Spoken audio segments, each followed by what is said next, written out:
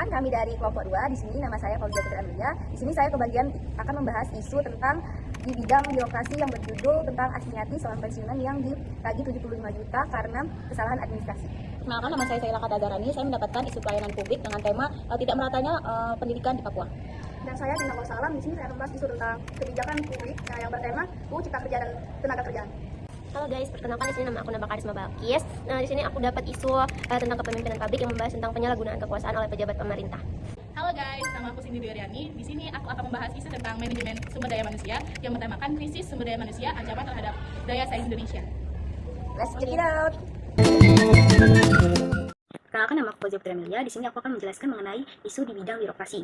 Isu yang akan aku bahas ini terjadi di Muaro Jambi. Seorang pensiunan yang bernama Asmiati itu diwajibkan untuk membayar 75 juta rupiah oleh negara dikarenakan kesalahan administrasi pada usia pensiun. Asmiati seharusnya pensiun di umur 58 tahun, tapi Asmiati tetap mengajar hingga umur 60 tahun, sehingga Asmiati diwajibkan untuk membayar 75 juta oleh negara dikarenakan alasan kelebihan bayar. Nah, dari kasus ini dapat kita lihat bahwa sistem birokrasi di Indonesia itu sudah lumayan kacau dikarenakan kesalahan administrasinya. Dikarenakan kesalahan pada birokrasi di bidang dana sosial. Nah, sehingga dapat berdampak pada Asmiati serta masyarakat lainnya, yang dapat membuat kepercayaan masyarakat terhadap birokrasi di Indonesia ini menurun karena terjadi masalah-masalah seperti masalah tersebut. Nah, alasan saya memilih kasus ini sebagai kasus yang akan saya bahas di bidang birokrasi ini, dikarenakan kasus ini sangat berkaitan dengan administrasi publik.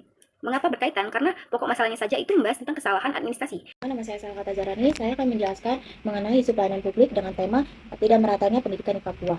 Terdapat kesenjangan besar dalam akses dan kualitas pendidikan di wilayah Papua, yang berdampak langsung pada perkembangan sosial dan ekonomi masyarakat Papua. Banyak anak usia sekolah yang tidak mengenyam pendidikan karena kurangnya tenaga pengajar, fasilitas pendidikan yang minim, serta kesulitan akses geografis. Hal ini tidak hanya melanggar hak-hak dasar anak untuk mendapat pendidikan, tetapi juga menghambat kemajuan Papua itu sendiri. Alasan saya memilih topik ini karena pendidikan merupakan fondasi utama dalam membangun kualitas hidup dan kesejahteraan masyarakat. Dan dengan membahas isu ini, saya berharap kita dapat melihat apa yang perlu dilakukan untuk memenuhi hak-hak anak di Papua dan memajukan wilayah Papua. Selain itu, topik ini saya berharap akan membantu menyoroti kebutuhan akan dukungan yang lebih besar dari pemerintahan pusat dan daerah untuk menyediakan pendidikan yang merata, baik dari segi jumlah guru, infrastruktur, maupun fasilitas pendukung lainnya. Baiklah, selanjutnya ada isu kebijakan publik yang bertemakan UU Cipta Kerja. Nah, alasan saya memilih UU ini karena UU ini sangat penting dan berpotensi mendorong pertumbuhan ekonomi dan investasi, serta mendukung UMKM. Namun ada kekhawatiran mengenai pengurangan perlindungan hak pekerja dan ketidakpastian status kerja. Pembahasan ini diperlukan untuk mencapai keseimbangan antara kepentingan bisnis dan kesejahteraan pekerja, serta mendorong pemerintah untuk mengevaluasi dan menyesuaikan kebijakan agar UU Cipta Kerja dapat meningkatkan ekonomi tanpa mengorbankan hak pekerja. Nah, untuk kondisi terkini mengenai Undang-Undang Cipta Kerja atau UU Ciptaker di Indonesia menunjukkan perkembangan penting setelah MK atau Mahkamah Konstitusi mengeluarkan putusan pada 31 Oktober 2024. Nah, MK ini mengabulkan sebagian gugatan dari Partai Buruh untuk menyusun Undang-Undang Ketenagakerjaan yang terpisah dalam waktu 2 tahun. Salah satu poin penting dari putusan ini adalah perubahan formula penetapan upah minimum provinsi atau UMP yang memicu kekhawatiran pengusaha terkait konsistensi regulasi dan dampaknya pada iklim investasi. Meskipun demikian, UU Ciptaker tetap menjadi alat bagi pemerintah dalam pemulihan ekonomi pasca pandemi dan meningkatkan daya saing Indonesia. Kondisi idealnya sendiri adalah untuk mengimplementasikan Undang-Undang Cipta Kerja dengan mencakup 5 poin. 1. Menjamin hak pekerja. 2. Pemberdayaan UMKM. 3. Kerjasama multisektoral. 4. Integrasi peraturan. Dan 5. Evaluasi rutin. Nah, tentu akan ada dampak negatif dan positif dari UU Cipta Kerja tersebut. Nah, untuk dampak negatifnya sendiri mencakup 4 poin, yaitu pengurangan perlindungan pekerja. 2. Kemudahan untuk tenaga kerja asing atau TKA. 3. Fleksibilitas kontrak kerja. Dan 4. Perubahan dalam jam kerja. Dan dampak positifnya terbagi menjadi 3 poin. 1. Peningkatan investasi. 2. Ialah dukungan untuk UMKM. 3. adalah pertumbuhan ekonomi. Nah, yang terdapat dari dampak UU Cipta Kerja tersebut ialah pekerja, pengusaha, dan masyarakat umum.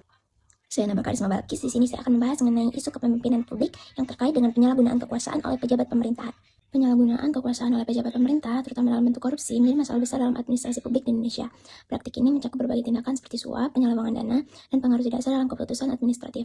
Kondisi pengawasan yang lemah dan kolusi antara pejabat dengan pihak berkepentingan menjadi faktor utama yang memungkinkan terjadinya korupsi. Dampak dari penyalahgunaan kekuasaan ini sangat luas, mulai dari ketidakadilan sosial, hambatan dalam pembangunan ekonomi, hingga hilangnya kepercayaan masyarakat terhadap lembaga negara. Alasan saya memilih isu ini dikarenakan isu penyalahgunaan kekuasaan ini dipilih karena dampaknya yang signifikan terhadap masyarakat dan stabilitas negara.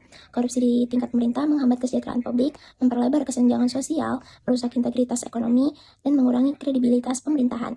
Dengan memilih isu ini, saya ingin menyoroti pentingnya transparansi, akuntabilitas, serta penguatan sistem pengawasan agar administrasi publik lebih bersih dan profesional demi kesejahteraan masyarakat yang lebih baik. Assalamualaikum warahmatullahi wabarakatuh. Perkenalkan, nama saya Cindy Dwi dari Fakultas Ilmu Sosial dan Ilmu Politik, Prodi Ilmu Administrasi Publik, Universitas Sriwijaya. Di sini saya akan menjelaskan mengenai isu krisis sumber daya manusia, ancaman terhadap daya saing Indonesia. Kondisi saat ini Indonesia sedang mengalami yang namanya krisis sumber daya manusia karena adanya ketidaksesuaian antara kualitas pendidikan dan kebutuhan pasar kerja, terutama di sektor teknologi dan industri, serta kurikulum yang ketinggalan zaman dan tidak meratanya akses pendidikan, memperburuk kualitas sumber daya manusia di Indonesia yang menjadi ancaman terhadap daya saing negara. Kondisi idealnya, Indonesia perlu menyelaraskan antara kualitas pendidikan dan kebutuhan pasar kerja, terutama di sektor industri dan teknologi. Serta pemerataan akses pendidikan menjadi komponen yang sangat penting untuk membangun kualitas sumber daya manusia Indonesia yang akan bersaing di kancah global. Krisis sumber daya manusia juga membawa dampak positif bagi Indonesia. Yang pertama ada pengurangan pengangguran, peningkatan daya saing ekonomi, dan kemajuan teknologi. Namun di sisi lain ini juga membawa dampak negatif, yaitu seperti kesulitan bersaing di kancah global, ketimpangan sosial, dan ketergantungan terhadap tenaga kerja asing, dan potensi brain drain.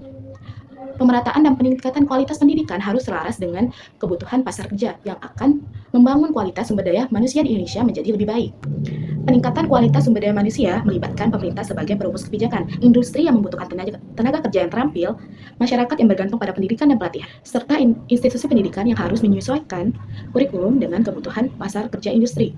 Alasan saya memilih isu krisis kualitas sumber daya manusia karena kualitas sumber daya manusia merupakan kunci daya saing Indonesia. Di mana isu ini penting karena adanya ketidaksesuaian antara pendidikan dan kebutuhan pasar kerja menghambat pertumbuhan ekonomi di Indonesia. Yang dimana isu ini penting untuk meningkatkan kualitas sumber daya manusia di Indonesia agar Indonesia lebih kompetitif bersaing di kancah global.